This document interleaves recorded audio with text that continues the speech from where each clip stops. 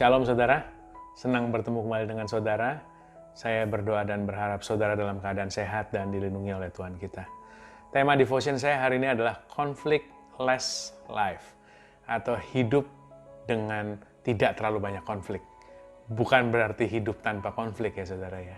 Siapa sih yang suka konflik? Pasti semuanya nggak ada yang suka konflik, karena konflik pasti akan menguras tenaga, menguras energi, perhatian, dan bahkan jikalau tidak kita kelola dengan baik, akan memiliki potensi terhadap resiko kesehatan kita. Nah saudara, konflik selalu dimulai dengan disagreement atau ketidaksepahaman. Tapi kita tidak bisa menghindar dari konflik. Faktanya adalah konflik terjadi, apakah kita mau atau kita tidak mau, konflik itu terjadi dalam kehidupan kita. Di semua aspek kehidupan kita, bisa di keluarga, bisa di bisnis, bisa di pekerjaan, bisa di relationship.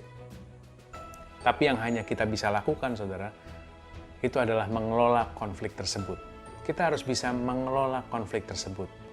Nah, bagaimana caranya kita mengelola konflik di dalam kehidupan kita? Ada satu ayat yang menurut saya sangat relevan sekali dan sangat praktis sekali jikalau kita terapkan di dalam kehidupan kita untuk, sekali lagi, bukan menghilangkan konflik kita, tapi mengelola konflik tersebut.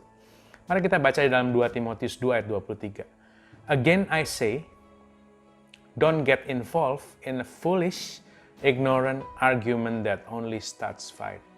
Sekali lagi aku katakan kepadamu, jangan terlibat di dalam argumen yang tanpa akal sehat, yang tidak terpelajar atau yang kasar, yang hanya akan menimbulkan pertengkaran, saudara. Ayat ini tidak sedang menjelaskan bahwa kita tidak boleh terlibat di dalam argumen apapun. Tapi ayat ini dengan jelas sekali menjelaskan bahwa argumen seperti apa yang harus kita hindari. Kata kuncinya, saudara, adalah menghindari, avoid. Argumen seperti apa sih yang harus kita hindari? Argumen yang pertama adalah argumen yang foolish, atau yang tidak memiliki akal sehat. Yang kedua adalah argumen yang ignorant. Di dalam bahasa aslinya bahkan ignorant ini dijelaskan sebagai uneducated atau tidak terpelajar. Sebuah argumen yang tidak terpelajar, rude atau kasar. Sebuah argumen yang dipresentasikan atau deliver secara kasar, saudara. Yang ujung-ujungnya hanya akan menimbulkan sebuah pertengkaran atau problems atau masalah. Tapi kalau ada argumen yang harus kita hindari, berarti ada juga argumen yang boleh kita terlibat di dalamnya. Argumen seperti apa sih? Tentunya adalah argumen yang kebalikan daripada argumen tadi semua.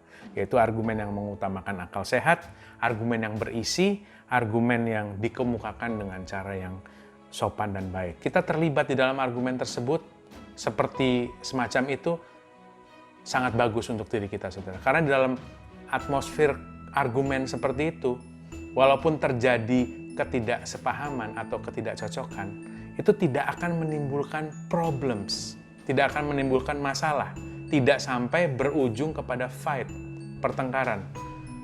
Yang mungkin terjadi adalah sebuah tension. Bukan masalah, saudara, bukan pertengkaran, tapi adalah sebuah tension atau sebuah ketegangan. Dan ketegangan itu sangat baik jikalau kita kelola hal tersebut. Saya ingin ambil contoh senar gitar. Senar gitar itu jikalau diberi ketegangan yang sangat pas, itu akan menimbulkan suara yang baik, saudara. Suara yang bagus. Dan bahkan kenyataannya seluruh ide terbaik di dunia ini itu adalah hasil daripada sebuah konflik atau sebuah ketegangan.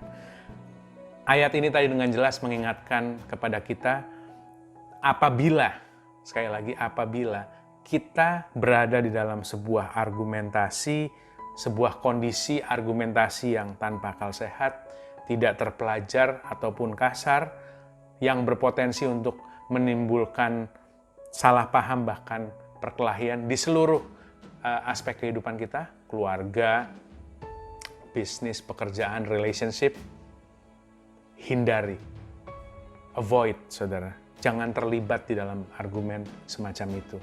Gunakan seluruh tenaga Anda, gunakan seluruh kemampuan kita untuk menghindari dan untuk meninggalkan argumen-argumen semacam itu. Tapi keputusan ada di tangan saudara. Apakah saudara mau berada di dalam argumen yang seperti itu, atau saudara mau menghindar dari argumen yang seperti itu? Jikalau saudara memaksakan diri untuk tetap masuk di dalam sebuah argumen yang tidak terpelajar ataupun yang tanpa akal sehat, oleh karena alasan apapun saudara, mungkin karena setia kawan, kasihan, atau mau membela, ataupun karena emosional kita, kemungkinan besar saudara harus membayar dengan damai sejahtera yang ada di dalam diri saudara. Whatever we do, if it costs our peace, then it is too expensive. Apapun yang sedang kita kerjakan, jikalau itu harus kita bayar dengan damai sejahtera dalam kehidupan kita, itu terlalu mahal. Not worth it, saudara.